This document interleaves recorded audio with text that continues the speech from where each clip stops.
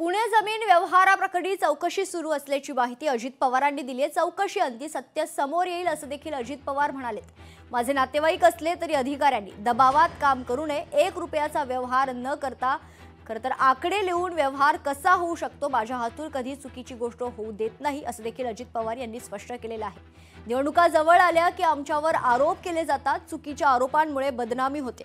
मी कालही चुकीचं केलं नाही, उद्याही करणार नाही। मुंडवा जमिनीची किंमत 2003 ला 1.5 लाख रुपये होती। पुरावे असतील तर चौकशी झालीच पाहिजे असं वक्तव्य देखील अजित पवारांनी केलंय।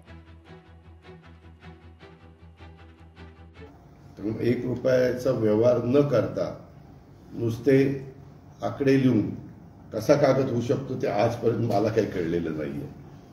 आणि त्याच्यावर मी पण आश्चर्यचकित झालो की असं कसं ज्या रजिस्टर ऑफिसच्या व्यक्तीने हे नोंदणी केली त्यांनी कशामुळे ही नोंदणी केली, काय त्याला असं घडलं की त्यांनी चुकीचं काम केलं, अशा सगळ्या गोष्टीचा वस्तुस्थिती आपल्याला महिन्यांनी कळेल। कारण सगळे चांगले अधिकारी मुख्यमंत्री महोदयांनी त्या कमिटीवर नेमलेले आहेत।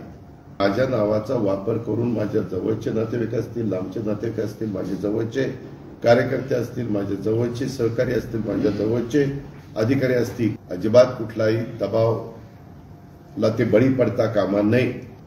मी माझ्या राजकीय कारकिर्दीला सुरुवात केल्यापासून मी कधीही माझ्या हातनं कुठली चुकीची गोष्ट होऊन देत नाही। निवडणुका जवळ झाल्या की आमच्यावर आरोप सुरू होतात, कुठनं तरी काहीतरी।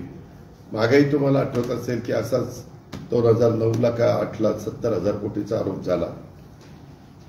त्याला 15-16 वर्ष झाली, परंतु त्याच्यातनं काहीही कुणी पुरावे देऊ शकले नाही, काही होऊ शकले नाही। पण बदनामी तर आमची होती।